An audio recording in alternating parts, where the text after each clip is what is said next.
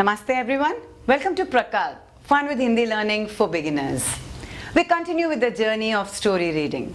Today I have got the story of Akbar and Birbal for you.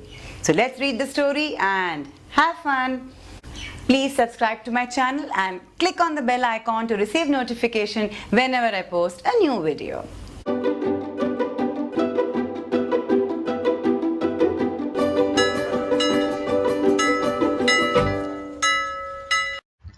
कहानी है रेत से चीनी अलग अलग। एक दिन बादशाह अकबर अपने दरबार में मंत्रियों के साथ कुछ सलाह मशवरा कर रहे थे।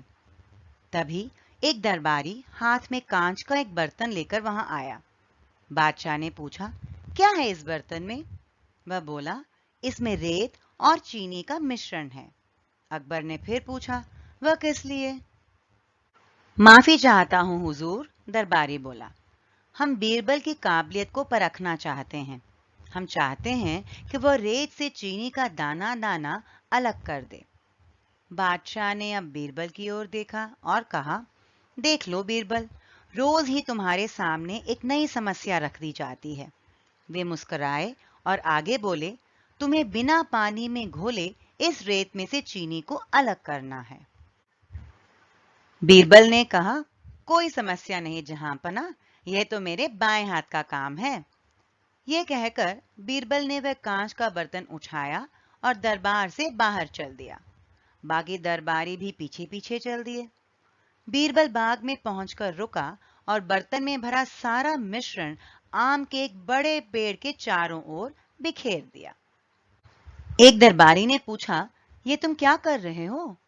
बीरबल बोला, तुम्हें कल पता चलेगा। अगले दिन अकबर और सारे दरबारी उस आम के पेड़ के निकट जा पहुंचे। वहां अब केवल रेत पड़ी थी। चीनी के सारे दाने चींटियां बटोर कर अपने बिलों में पहुंचा चुकी थीं। कुछ चींटियां तो अभी भी चीनी के दाने घसीट कर ले जाती दिखाई दे रही थीं। दरबारी ने पूछा, लेकिन सारी चीनी कहां चली गई? रेत से अलग हो गई, बीरबल ने उसके कान में फुसफुसाते हुए कहा। सभी जोरों से हंस पड़े। बादशाह अकबर को जब बीरबल की चतुराई ज्ञात हुई तो बोले, अब तुम्हें चीनी ढूंढनी है तो चींटियों के बिल में घुसना होगा। सभी दरबारियों ने जोरदार ठहाका लगाया और बीरबल की चतुराई का गुणगान करने लगे। Hope you enjoyed reading the story along with me. Let me tell you a gist of the story. The story was of course about Akbar and Birbal. One day a courtier got a glass bowl filled with a mixture of sand and sugar. He wanted Birbal to separate the mixture. He wanted the sand and sugar separated. He thought it would be a difficult task, but not for Birbal. Birbal took the glass bowl outside to the garden and spread the mixture around a mango tree.